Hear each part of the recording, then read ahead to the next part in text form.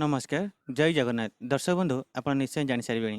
मालिका कथा प्रचारक एवं जगन्नाथ संस्कृति गवेषक दिवाकर दास महाराज आम सहित आज जोड़ी होती सीधा सड़क बाबा सहित कथा बाबा आपण जो सब घटना दुर्घटना एवं सब घटुची विषय आपण भल भाव जानते ज्ञानी हेबे बाटबणा तापरे एमती एक परिस्थिति सृष्टि होउची अनेक ज्ञानी है भी से अज्ञानी भली कार्य कर चली तापर भी अनेक कथा आम कहूनु दर्शक बंधु मानक दर्शक बंधु आमर बहुत चालाक सब कथा जानते तापर भी बाबा आम दर्शक बंधु मैंने कौन कहे बाबा मालिकार संक्षेप में अनेक कथा आलोचना होची शियालदा यज्ञ खूब शीघ्र हम ता विषय टी संक्षेप शेष में कहे किंतु जो कथा आप कहते बाबा ज्ञानी हे बाटबणा ता विषय बाबा आम दर्शक बंधु मानक टी कहूँ। जय जगन्नाथ महापुरुष अच्युतानंद ग्रंथना हूँ जाईफुल मालिका महापुरुष लिखिं कलिरे जे ज्ञानी गुणी कलिरे जे ज्ञानी गुणी बाट बणा राम होइबे पुणी लो जाई फूल पाप करिबे जे जानी शुणी पाप करिबे जे जानी शुणी महापुरुष कहते कलिजुगे ज्ञानी गुणी लोक मैंने जानी शुणी पाप करेंगे कहीं मनीष पुण्य फल को समस्त सुख को भोगवार को इच्छा किंतु पाप फल को क्या भोगवा को इच्छा न पापर फल दुख आउ पुण्यर फल सुख तेणु कलिजुग भितर जो मनीष पाप करे कौन केमिति ना पाप करे लुचेई लुचेई पुण्य करे देखे देखे तेणु ज्ञानीगुड़ी माने निजर इंद्रिय वश रही दुख को महासुख मन करी सी भूल वशत भूल करेंगे तेणु भक्तबंधु कलिजुग भितर महापुरुष लिखिं जे ज्ञानी माने से भली अनेक अबाट को जीवे आउ से कलिजुगर कौन आयुष क्षय होइकी जीव पुनश्च महापुरुष लिखिं कहले 50 रु जेबे चिनिश फेड़ फल रही जेते रहिबा देवाकू लय करथिले उद्धार हेबु निश्चिंत अर्थात आपण कहिबे 50 रु जेबे 300 फेड़ फल रहिबो जेते 50 रु जदि आपण माने 300 फेड़बे आपण भाबुथिबे जे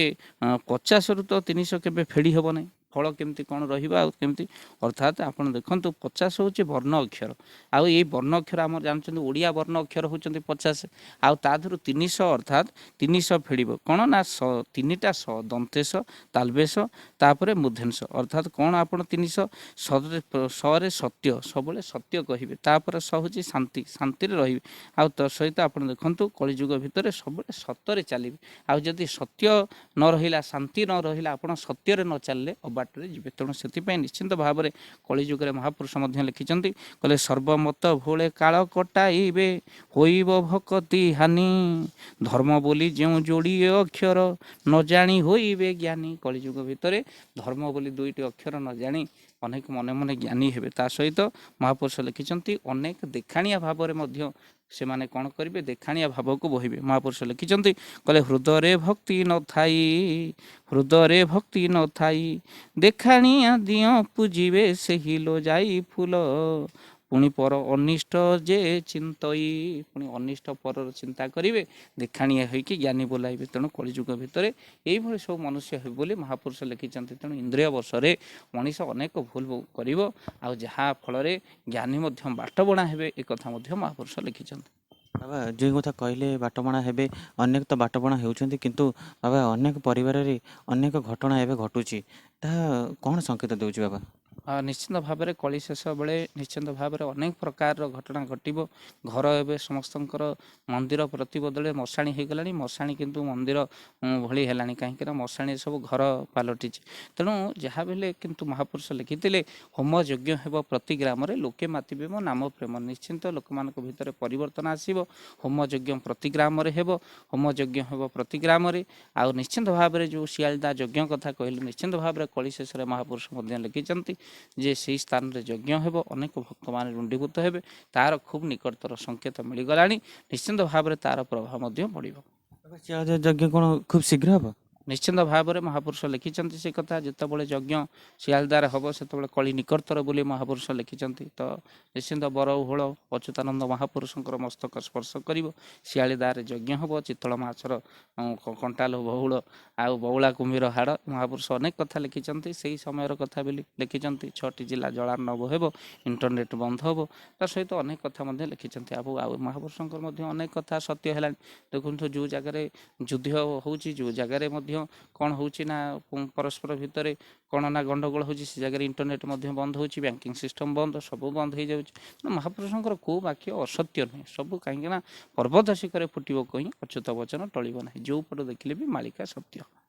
ବାବା ଅନେକ ଘଟଣା ଅନେକ ପରିବାର ଘଟୁଛି, କିଛି ଟିକେ ପୂର୍ବରୁ କହିଲି ମାନେ ସେ ପରିବାର ବହୁତ ଭାଙ୍ଗି ପଡ଼ୁଛନ୍ତି, ମାନେ ଏଭଳି ଘଟଣା ଏବେ ଘଟୁଛି ମାନେ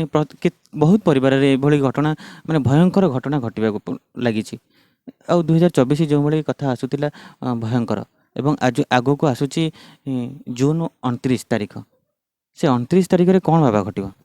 ହଁ ଦେଖନ୍ତୁ, ମହାପୁରୁଷ ତ ଅନେକ ଜାଗାରେ ଲେଖିଛନ୍ତି ଯେଉଁଭଳି ଭାବରେ ଯେ ସଂଯୋଗ ହେବ। ମହାପୁରୁଷ ଲେଖିଛନ୍ତି ଯେ ଗ୍ରହ ନକ୍ଷତ୍ରଙ୍କର ନାନାଦି ପ୍ରକାର ସଂଯୋଗରେ ପୃଥିବୀରେ ବିଘ୍ନ ଘଟେ। ତ ନିଶ୍ଚିନ୍ତ ଭାବରେ ମହାପୁରୁଷ ଲେଖିଛନ୍ତି, କିନ୍ତୁ ସୃଷ୍ଟି ଯାହାର ଦୃଷ୍ଟି ତାହାର, ତେଣୁ ନିଶ୍ଚିନ୍ତ ଭାବରେ ସେ ସୃଷ୍ଟିକୁ ବଦଳେଇବେ ଆଉ ତାଙ୍କର ଦୃଷ୍ଟି ରହିବ। ମହାପ୍ରଭୁଙ୍କୁ ଆମେ ସମସ୍ତେ ପ୍ରାର୍ଥନା କରିବା। ତେଣୁ ଅନେକ ଜାଗାରେ ମଧ୍ୟ ମହାପୁରୁଷ ନିଜେ ଲେଖିଥିବା କଥା ମଧ୍ୟ ମହାପ୍ରଭୁ ଜଗନ୍ନାଥଙ୍କର କୃପାରୁ ସେ କଥା ମଧ୍ୟ ଆଗକୁ ଘୁଞ୍ଚି ଯାଇଛି, ଆଗକୁ ହେବ। କିନ୍ତୁ ଅନେକ ଲୋକ କହନ୍ତି କାହିଁକି ହେଲାନି, କିଏ କହିପାରେ ଆଗକୁ ଘୁଞ୍ଚି ଯାଇଛି। ନିଶ୍ଚିନ୍ତ ଭାବରେ ମାଳିକା ସତ୍ୟ ହେବ। ତ ନିଶ୍ଚିନ୍ତ ଭାବରେ ତା'ର ଖରାପ ପ୍ରଭାବ ପଡ଼ିବ ଗ୍ରହ ନକ୍ଷତ୍ରର ସଂଯୋଗରେ। ନିଶ୍ଚିନ୍ତ ଭାବରେ ଲୋକ ଆଗକୁ ମଧ୍ୟ କୁଡ଼ କୁଡ଼ ଶବ ଗଦା ହେବ। ମହାପୁରୁଷ ଲେଖିଥିଲେ କରୋନା ସମୟରେ ଆଖି ଦେଖିଲା। ତେଣୁ ନିଶ୍ଚିନ୍ତ ଭାବରେ ମାଳିକା କଥା ଯୁଗେ ଯୁଗେ ସତ୍ୟ ହୋଇଛି। ବାବା ଆପଣ ଯେଉଁ କଥା କହିଲେ, ଯୁଗେ ଯୁଗେ ମହାପୁରୁଷଙ୍କ କଥା ସତ୍ୟ ହୋଇଛି, କିନ୍ତୁ ଏବେ ଯେଉଁଭଳି କଥା ଆସୁଥିଲା 2024ରେ ବ୍ରହ୍ମାଣ୍ଡରେ କଥା ଆସୁଥିଲା, କିନ୍ତୁ ଆମେ ଯାହା ଦେଖୁଛୁ ପିଣ୍ଡରେ ଅନେକ ଘଟଣା ଘଟୁଛି। ନିଶ୍ଚିନ୍ତ ବ୍ରହ୍ମାଣ୍ଡ କଥା ଆମେ ଦେଖିବା, ପିଣ୍ଡ ବ୍ରହ୍ମାଣ୍ଡ ଏକମତ ଜାଣନ୍ତି ସୁଜ୍ଞାନୀ ପଣ୍ଡିତ। ଯାହା ବ୍ରହ୍ମାଣ୍ଡ ଘଟୁଛି ତାହା ହିଁ ପିଣ୍ଡରେ ଘଟୁଛି। ନିଶ୍ଚିନ୍ତ ଭାବରେ ମାଳିକା କଥାକୁ ଦେଖିଲେ ନିଶ୍ଚିନ୍ତ ସତ୍ୟ। ବାବା ଆପଣଙ୍କୁ ବହୁତ ବହୁତ ଧନ୍ୟବାଦ। ଦର୍ଶକ ବନ୍ଧୁ ଆପଣ ଦେଖୁଥିଲେ ସିଧାସଳଖ ବାବା ଦିବାକର ଦାସ ମହାରାଜ ଆମ ସହିତ ଯୋଡ଼ି ହୋଇଥିଲେ, ସିଧାସଳଖ